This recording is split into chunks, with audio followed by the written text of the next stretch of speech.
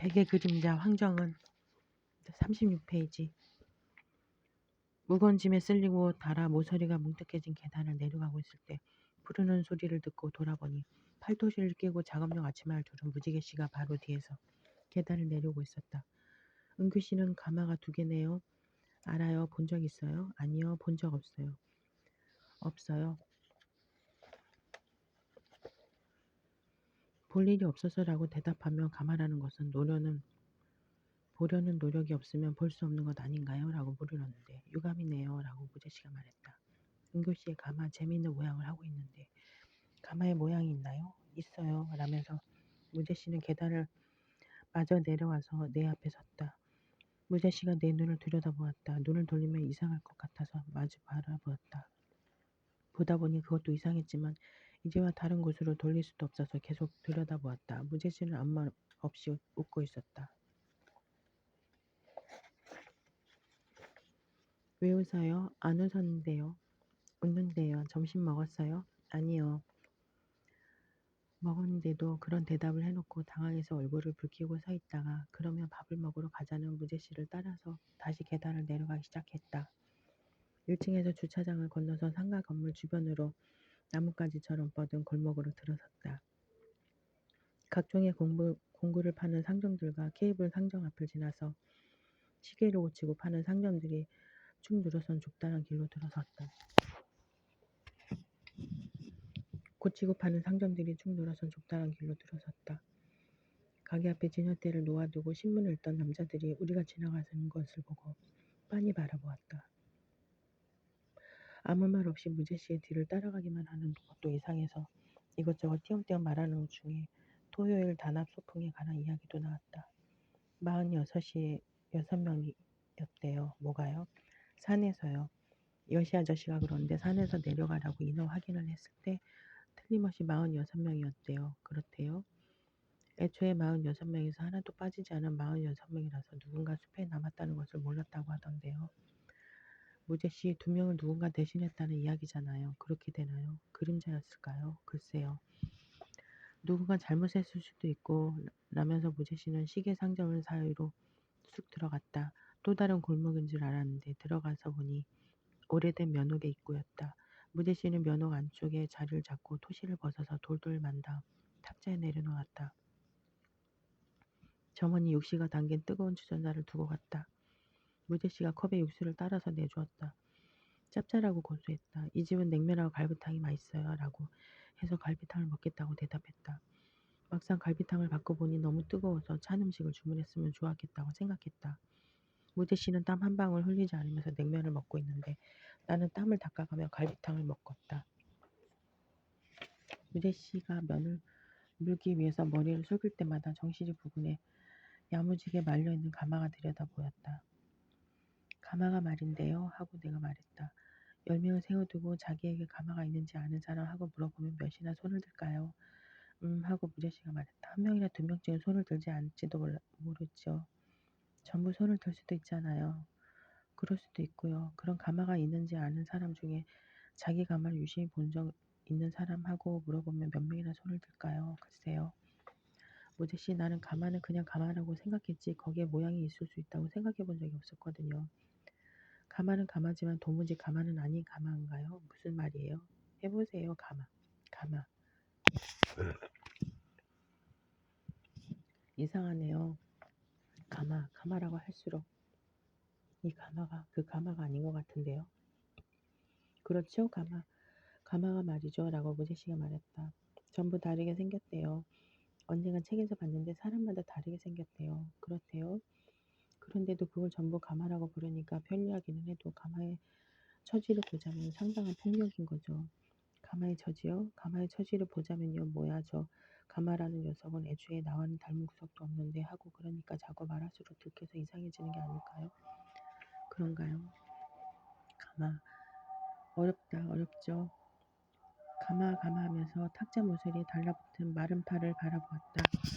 가마는 가마지만 도무지 가마는 아닌 가마라면 가마란 대체 무엇일까? 하고 생각하는 틈에 살짝 어리둥절해졌다. 어리둥절해진 채로 앉아있었다. 은교씨는요? 하고 무제씨가 젓가락으로 계란을 자르며 말했다. 은교 씨는요, 갈비탕 좋아하나요? 좋아해요. 나는 냉면을 좋아합니다. 그런가요? 또 무엇을 좋아하나요? 이것저것 좋아하는데요. 어떤 거요? 그냥 이것저것 나는 쇄골이 반듯한 사람이 좋습니다. 그렇군요. 좋아합니다. 쇄골을요? 은교 씨를요? 나는 쇄골이 하나도 반듯하지 않은데요. 반듯하지 않아도 좋으니까 좋은 거지요. 그렇게 되나요? 계란 먹을래요? 네. 무진 씨는 반으로 자른 계란을 집어서 내 그릇에 넣어주고 나머지 반쪽을 입에 넣었다.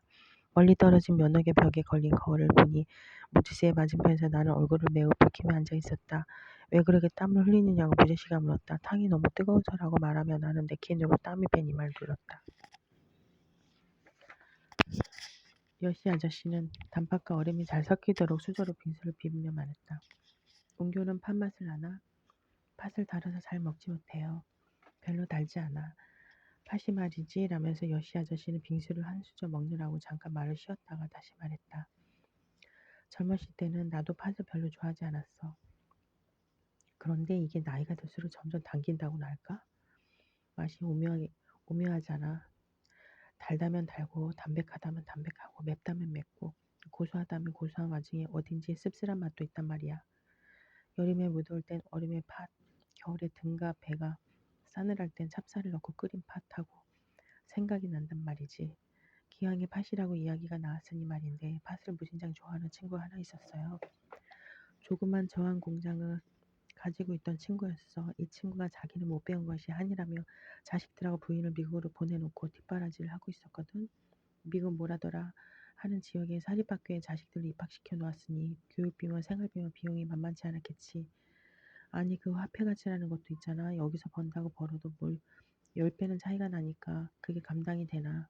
공장 돌리는 일 말고도 이것저것 잡일도 하고 하는 눈치였어. 명색이 공장장인데 자가용도 굴리지 않고 말이지. 내가 그 친구 만날 때마다 식구들하고 떨어져서 그게 웬 지랄이냐고 물어도 하하 웃기만 해. 비행기삭도 간단치 않으니까 1년에 한 번 크게 마을 먹으면 2번 연말이나 추석 정도나 되어야 거길 다녀오는 눈치였어. 여기까지 말해두고 여시 아저씨는 한동안 빙수를 씻고 있다가 말했다. 하루는 말이지 그때가 신년이 되고 얼마 되지 않은 날이었는데 자정이 넘어서 나는 이 작업실에서 작업을 하고 있었거든. 사나흘 전에 진공관 들어온 게 있었는데 그게 증상이 간단하지가 않아서 그 시간까지 씨름을 하던 중이었어. 그런데 이 친구가 자네 있나? 아직 있나? 하면서 문을 열고 들어온 거야. 그 시간에 어디서 샀는지 뜨거운 팥죽을 2사발 싸들고 와서 말이지. 먹자고 하기에 먹었지. 먹으면서 그래 연말에는 거기 다녀왔나? 라고 물었더니 다녀왔대. 그러면서 들려준 이야기가 이거야. 거긴 넓다. 땅도 넓다. 집도 넓다. 애들은 더 컸다. 많이 커서 이제는 사춘기다. 작년에 제니가 15살이다. 하루는 제니 친구들이 집으로 놀러 왔더라. 하이, 나이스 투 미치요 하고 제니 친구들에게 인사를 건넸더니 제니가 새침해가지고 친구들을 곧장 자기 방으로 데리고 올라가더라.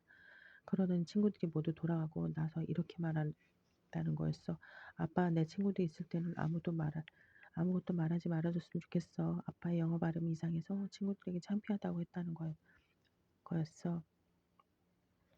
그 친구는 처음에 어리둥절했고 조금 뒤에 웃었고 나중에 그게 자꾸 생각이 나더래.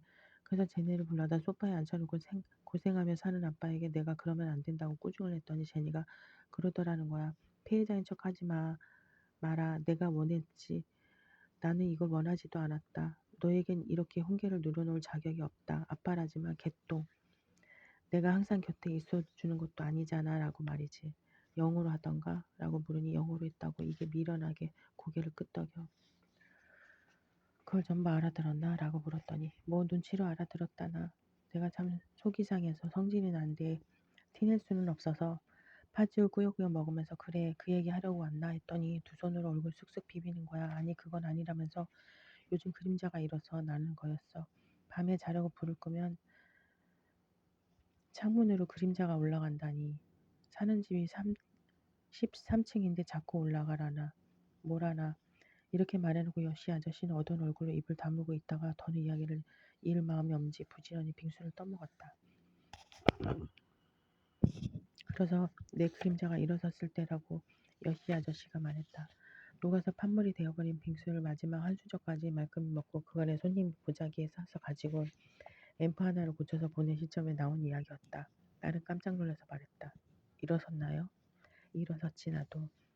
여시 아저씨가 새삼스럽다는 듯 눈을 깜빡이며 나를 보았다. 나도 살면서 이런저런 사정을 겪었는데 그림자 정도 솟구치지 않을 수가 있나. 우리 집 현관에서 말이야 누구를 신고 있는데 반짝 일어서더라고.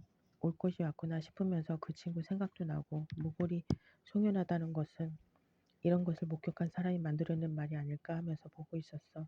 뭘 해볼 수가 있나 그림자에다 대고 이게 일어선 것이라고 마구 잡아당기는데 내가 좀 근성이 있기에 망정이지 하마터면 그보다 나는 친구들의 반응이 이상했어. 그림자가 멀리 가지도 않고 집안을 돌아다니는데 이걸 보지 못하는 건지 보지 못하는 척을 하는 건지 알 수가 없는 거야. 예를 들어서 이놈의 그림자가 말이야 밥 먹는 식구들 틈에 앉아 있거나 하는 경우도 있었거든. 그럴 때 다들 자연스럽게 그 자리를 피해서 앉는데 말이야. 보식이며 새로 밥을 담은 사발 같은 것을 건네주거나 할 때도 내 그림자를 피해서 팔을 뻗고 말을 나눌 때도 그림자의 좌우에서 서로를 보려고 머리를 좀 기울인 상태로 말하거나 하면서 말이지. 그림자는 보이잖아요. 보이지. 빤히 보이는 것을 두고 못하는 척을 하고 있으니 내가 직접 그림자가 있는 곳을 가리켜보며 그림자야 그림자라고 말해도 말이야. 이렇게 살짝 이러면서 여시 아저씨는 허공을 꼬집듯 왼손 엄지와 검지를 붙여보았다. 얼굴을 찌푸리고 혐오스럽다는 것처럼 나를 바라보기만 하는 거야. 사정이 이렇다 보니 나는 아무래도 좋은 거구나. 나 따위 그림자를 따라가더라도 상관없는 거구나 싶기도 하고. 에이샹, 따라가고 말아버릴까 싶어서 따라가셨어요. 따라갔지. 그런데 그것도 잘 되지 않더라고. 목소리가 따라와. 목소리. 참아 참아 하고 내 목소리가 하여간에 얼마 못 가고 집으로 돌아왔어.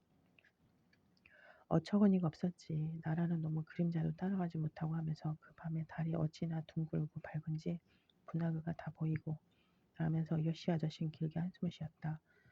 분하고 윤곽이 선명한 달이 뜬 밤에 구불구불 늘어진 그림자를 거느리고 집으로 돌아가는 여시 아저씨의 모습을 나는 생각해 보았다.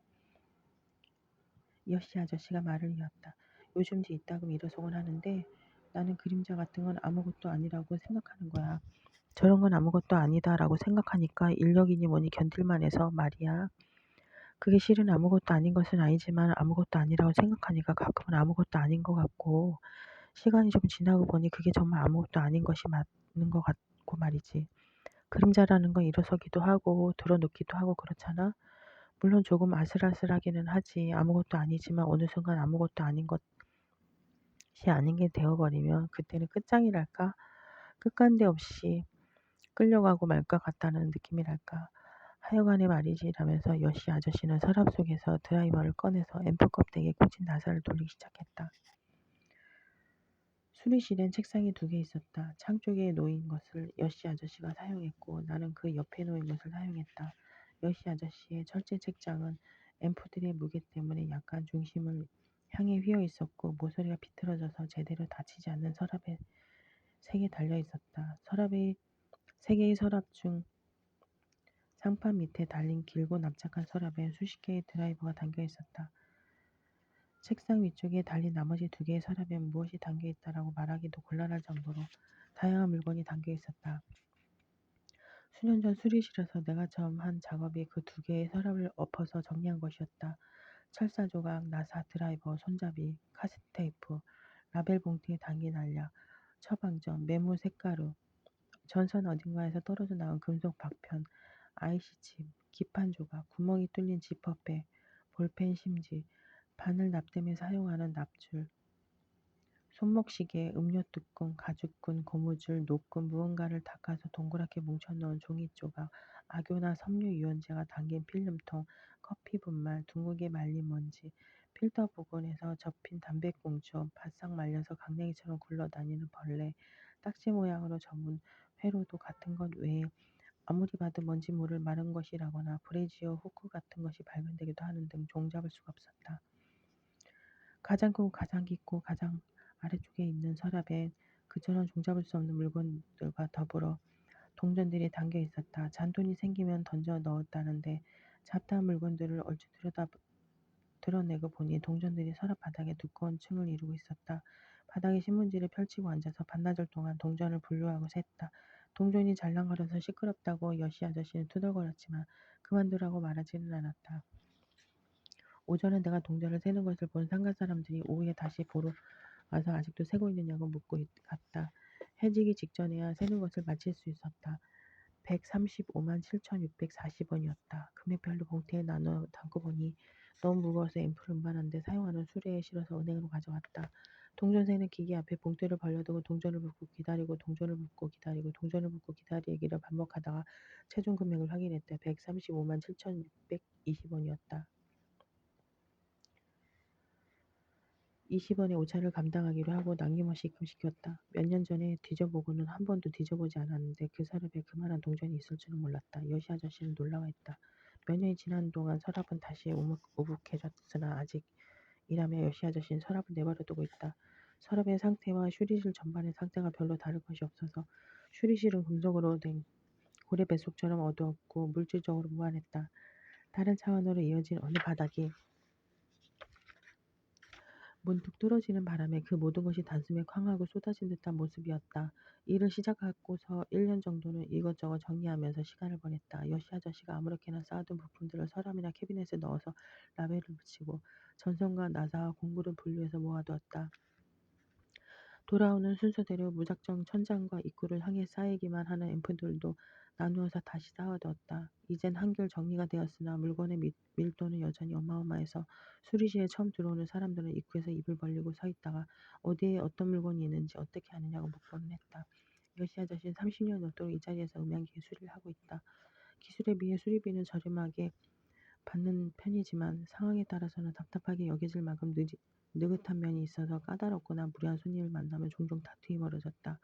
여시 아저씨는 그런 손님들의 물건 안쪽에 페인트로 조그만 표시를 해두고 후에 그 손님이 다른 사람을 통해서라든가 모르는 척을 하고 기계를 맡겨오면 뚜껑을 따놓고 페인트 자국을 확인하며 이 자식 이거 그때 그 자식 하며 즐거워하는 눈치였다. 그런 다음에 이쪽에서도 모르는 척 기계를 수리해서 돌려보내곤 했다. 수십 년간 비바람을 맞고 작은 창으로 바깥을 내다보면 무제씨와 내가 점심을 먹은 면옥 부근에 납작한 함석 지붕들이 내려다 보였다. 이때금 그 위를 고양이들이 어슬렁거렸다. 나무로 된 창틀은 검고 축축하게 썩어 있었다. 손가락으로 누르면 젖은 비스킷처럼 부스러졌다. 태풍이라도 불어온 밤에는 거센 바람에 그 낡은 창틀이 통째로 떨어져 나가 바람을 타고 솟구쳤다가 함석 지붕 위로 꽂히는 광경을 생각하며 잠들지 못하는 일이 덜어 있었다. 나왔습니다. 라고 말하며 유건 씨가 수리실로 불쑥 들어왔다. 사장님 나 2,000원만 빌려주시지 않겠습니까? 뭘 하려고? 시 아저씨가 묵뚝뚝하게 묻자 유건 씨는 흰 단추가 달린 앞서을 손으로 가만히 두르고 말했다. 내가 쓸 생각입니다. 어디다 쓸 생각인데 복권을 사는데 쓸 생각입니다. 에라 이번엔 틀림없다는 계산이 나왔습니다. 틀림없다는 그 계산 틀리지 않은 적이 있었나? 이번엔 다릅니다. 뭐가 달라? 틀림이 없다는 점이 다릅니다. 라면서 유건 씨는 수질수 구석에 놓인 등받이 없는 의자에 꼿꼿이 등을 펴고 앉아서 두서없는 이야기를 늘어놓았다. 오늘은 아침부터 발가락이 아픕니다. 발가락이 그런 식으로 아프면 날씨가 좋지 않게 마련입니다. 오전엔 그래도 날씨가 좋을 듯하여 방심했구만. 오후가 되고 보니 역시 공기가 무겁지 않겠습니까? 올라오는 길에 보니 접는 우산을 양동이에 2개 담아둔 가게가 있었는데 그건 파는 우산일지 모르겠습니다. 일전에 이 수리실에 우산을 하나 두고 간 것 같은데 그게 남아있을지 모르겠으나 남아있지 않더라도 언젠가 유용하게 사용하셨을 테니 섭섭하게는 생각하지 않겠습니다. 남아있다니 말이지만 두 사람이 밥을 먹을 때 계란말이가 한 조각 남는다면 그것은 정말로 애매한 문제가 아니겠습니까? 계란말이 좋아하십니까? 나는 좋아합니다. 라는 등 듣거나 말거나 상관없다는 듯 말하면서 언제나 손에 쥐고 다녀 반질반질하게 닮은 다른 계산기를 무릎 위에 올려놓고 만지작거렸다. 유고 씨의 나이가 어느 정도인지는 짐작하기 어려웠다. 젊어 보이는데 묘하게 옛날풍인 듯한 낡은 옷을 입고 다녔고 옷은 낡아서도 모습은 말쑥했는데 말쑥하기는 하나 맑은 콧물이 흐르는데도 닿지 않고 내버려둘 때가 있는가 하면 머리가 좋아 보이기도 하고 부족해 보이기도 하고 눈치가 없어 보이기도 하고 너무 있어 보이기도 했다. 유고 씨는 일주일에 한 번이나 2번쯤 수리실에 왔다. 여시 아저씨들에게 들은 바로는 그가 소년이었을 때부터 그런 간격으로 벌써 20년째 나타나고 있다니. 그렇다면 30대에서 40대 사이일 것이라고 짐작할 뿐이라고 유건 씨는 주머니에 항상 고무줄로 묶은 복권 다발을 넣고 다녔다. 누군가 그 다발에 관심을 보이면 열에 들뜬 모습으로 계산기를 두드려서 뭔지 모를 계산을 열심히 해보이며 이것을 보라고. 이렇게 돼서 이렇게 되는 것이므로 이번 주엔 숫자 조합이 이렇게 될 수밖에 없을 거라고 말을 했다. 사람은 기대할 만한 것이 못 되지만 복권은 기대해 볼 만한 것입니다. 라거나 2천 원만 빌려주시지 않겠습니까? 라면서 돈을 빌려주며 받아갈 때도 있지만 달라고 하고서도 돈 따위 안중에도 없다는 듯 이것저것 말만 하고 가는 일도 있어서 반드시 돈을 받아가려고 나타나는 것 같지는 않았다. 때론 몇 주 만에 해죽한 얼굴로 나타나서 말없이 앉아만 있다가 가는 일도 있었다. 유고 씨는 뭘 하러 왔던 걸까? 라며 외로워서 들른 거라고 여시 아저씨가 말했다. 유고 씨가 외로운가요? 외롭지. 슈르시를 자주 드나드는 상가 오디오 상인 중엔 저런 자에게 뭘 돈까지 주느냐며 말한 사람도 있었는데 여시 아저씨는 오히려 그렇게 말하는 사람을 경계하는 눈치였다. 물을 조금 마셔도 괜찮겠습니까? 눈이 마주치자 유곤 씨가 말했다. 마셔도 괜찮다는 대답을 듣고 조용히 의자에서 일어났더니 기계들이 모서리를 건드리지 않도록 조심스럽게 몸을 비벼가며 안쪽으로 들어왔다. 냉온수기에 얹힌 선반을 들여다보며 한참 망설이다가 종이컵을 집어든 채 한 번을 받았다. 그런 다음에 거기에 뜨거운 물을 섞으려댔다. 뜨거운 물을 공급하는 밸브에는 안전 버튼이 달려 있었기 때문에 두 손을 모두 사용해야 했다. 유곤 씨는 계산기를 쥔 손을 어떻게 해야 할지 모르는 듯했다. 한 손에 계산기를 쥐고 한 손에 종이컵을 쥔 채로 허둥대다가 계산기를 옆구리에 끼고 소심하게 손가락을 뻗어서 안전 버튼을 누르고 뜨거운 물을 받아내서 마침내 천천히 마시는 모습을 예의가 아니라고 생각하면서도 눈을 뗄 수가 없어 바라보았다. 안녕하세요.